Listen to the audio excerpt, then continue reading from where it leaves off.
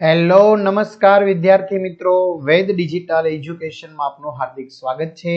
આજે આપણે ધોરણ 5 વિષય પર્યાવરણની અંદર એટલે કે આસપાસમાં વાર્ષિક પરીક્ષા તારીખ જે 9/4/2025 ના રોજ પેપર લેવાનું છે એનું 100% ટાઈપિંગ સાથે સંપૂર્ણ પેપરનું સોલ્યુશન જોવાના છીએ। તો ખાસ વિદ્યાર્થી મિત્રો, ચેનલમાં નવા હોય તો ચેનલ સબસ્ક્રાઇબ કરો, બાજુમાં બેલ આઇકનને પ્રેસ કરો જેથી તમને અવનવા વિડીયોની માહિતી નોટિફિકેશન મળી શકે। વિડીયો લાઈક કરો, તમારા મિત્રો દોસ્તોને શેર કરો।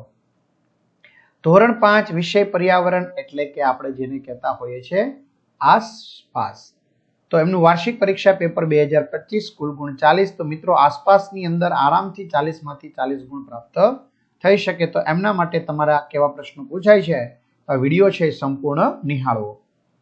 પ્રશ્ન 1, યોગ્ય વિકલ્પ પસંદ કરીને સાચો જવાબ લખો। પહેલું, કઠિયારો લાકડા કાપવા માટે કયા હથિયારનો ઉપયોગ કરે છે? કુહાડી। આપણે નાક વાટે હવા અંદર લઈએ તેને શું કહેવાય? શ્વાસ। મોંથી ફૂંક મારીને કયું સાધન વગાડી શકાય છે? વાંસળી। હૃદયના ધબકારા માપવા માટે ડોક્ટર કયું સાધન વાપરે છે? સ્ટેથોસ્કોપ। પ્રશ્ન 2, ટૂંકમાં જવાબ આપો। રાંધીને ખાઈ શકાય તેવો ખોરાક જણાવો। દાળ ભાત, શાક, રોટલી, પૂરી, લાપસી કે ખીર વગેરે। ખોરાકનો વધારે બગાડ થતો હોય તેવા સ્થળો જણાવો। લગ્ન પ્રસંગમાં, રિસેપ્શનમાં, હોટલમાં, જાહેર જમવાનું, આમંત્રણમાં, બર્થડે પાર્ટીમાં, જમણવારમાં વધુ બગાડ થાય છે।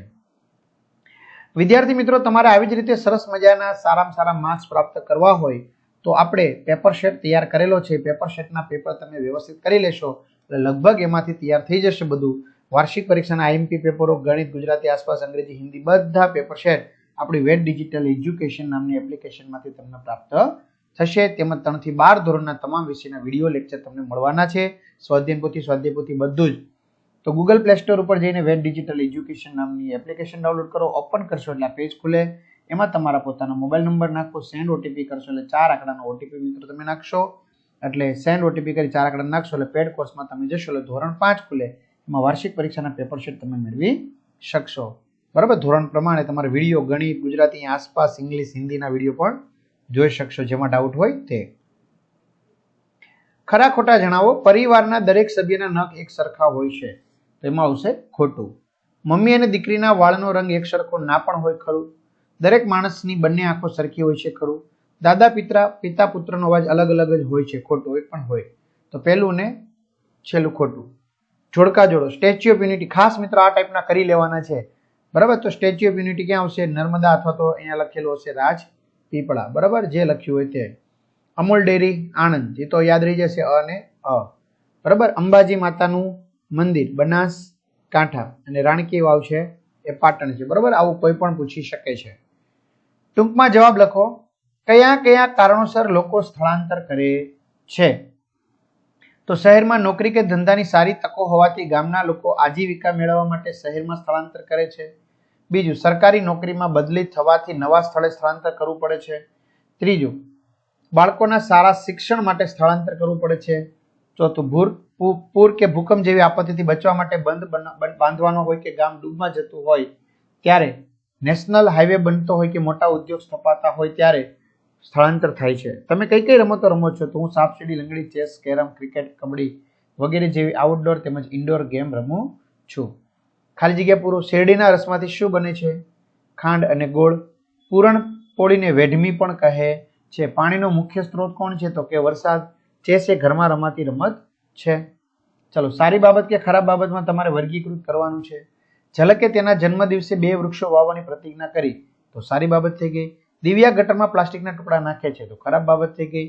નિખિલ પેન્સિલને વર્ગખંડમાં ગમે ત્યાં છોલે છે, ખરાબ બાબત। સ્નેહલ નકામા પ્લાસ્ટિકમાંથી સુંદર કલાત્મક નમૂના બનાવે છે, સારી બાબત।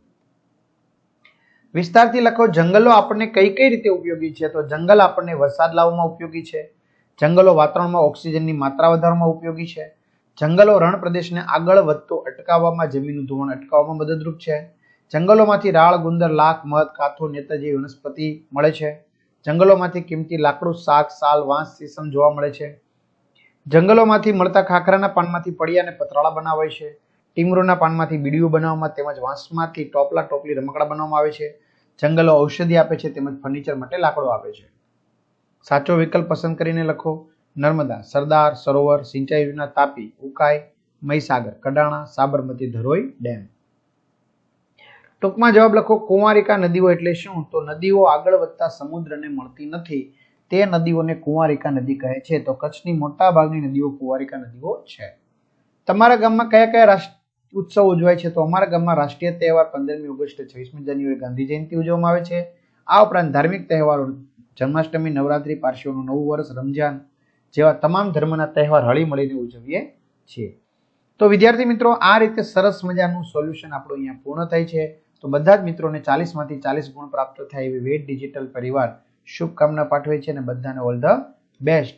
ખાસ મિત્રો, વિડીયો કેવો લાગ્યો ચોક્કસથી કમેન્ટ કરો, વિડીયો લાઈક કરો, તમારા મિત્રો દોસ્તોને શેર કરો.